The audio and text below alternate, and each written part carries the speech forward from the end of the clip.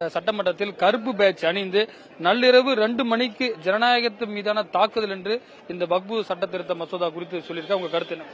மாநிலத்தினுடைய முதலமைச்சர் இந்த வக்பு திருத்த மசோதா குறித்து சரியாக அவர் கவனத்தில் கொள்ளவில்லை என்பதுதான் நான் நினைக்கிறேன். அது மட்டுமல்ல, இன்று சட்டப்பேரவையிலே அத்தனை பேரையும் கருப்பு பேட்ஜ் அணிந்து மத்திய அரசு சட்டத்தை திரும்ப பெற வேண்டும் என்று கோஷமிடச் சொல்வது இந்த சட்டப்பேரவையினுடைய மாண்பினை குலைக்கின்ற செயலாக நாங்கள் பார்க்கிறோம். ஏனென்றால் சட்டப்பேரவையில் கொண்டு வருகின்ற ஒரு சட்டத்திற்கு எதிராக ஒரு மாநகராட்சியோ ஒரு முனிசிபாலிட்டியோ இந்த மாதிரி தீர்மானம் போட்டு அதை கோஷம் போட்டா எப்படி இருக்குமோ அதே போலத்தான் இதுவும் இருக்கிறது.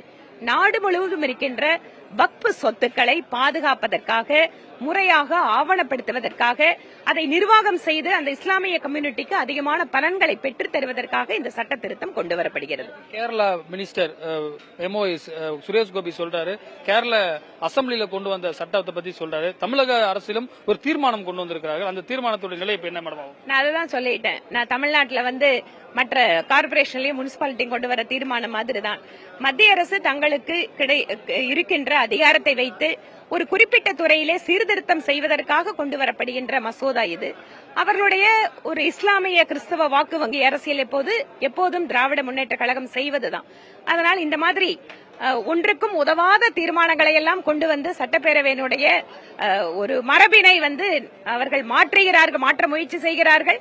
அதே சமயம் எந்த ஒரு இஸ்லாமிய சமுதாயத்திற்கு அந்த சொத்துக்கள் நல்ல முறையிலே கொண்டு சேர்க்க வேண்டுமோ அதை பற்றி எந்த முயற்சியும் எடுக்காமல் அவர்கள் இன்னும் இருட்டிலேயே வைத்துக் கொள்வதற்காக இந்த தீர்மானத்தை கொண்டு வருகிறார்கள். 2014 யூபில நிறைய சீட்டு வாங்கினீங்க, ஜெயிச்சிங்க. 2019 அப்படி கொஞ்சம் குறைஞ்சது, 24 பாதியா குறைஞ்சிருச்சு.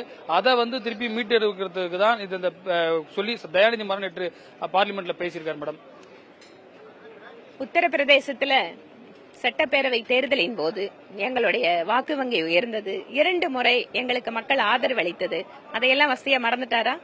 கட்சித்தீவு விவகாரம் நேற்று நீங்க பேசுனீங்க, நேரலையில் கொடுக்கப்படல. குறிப்பாக அதுல நீங்க வாஜ்பாயோடைய முயற்சி குறித்தும் சொன்னீங்க. அதுல இப்ப பிரைம் மினிஸ்டர் அங்க போகும்போது ஏதோ நல்ல விஷயம் கிடைக்க வாய்ப்பு இருக்கா? நாங்களும் நம்பிக்கையோட இருக்கோம். நேற்று நேரலை எல்லா கட்சி தலைவர்களும் பேசுறத நேரலை கொடுக்கறாங்க. நான் எழுந்திருக்கும் போது மட்டும் நேரலையை கட் பண்ணிடுவாங்க. அது மட்டும் இல்ல, நான் பேசின வீடியோ கூட அனுமதிக்கப்பட்ட வாசங்கள் கூட உங்களுக்கு கிடைச்சிருக்காது. இதுதான் இவர்கள் எல்லாம் கருத்து சுதந்திரத்துக்காக சமூக நீதி மாடல் ஆட்சி செய்கின்ற அரசு. புதிய மாநில தலைவர் குறித்து எதுவும் தகவல் இருக்குதா மேடம்?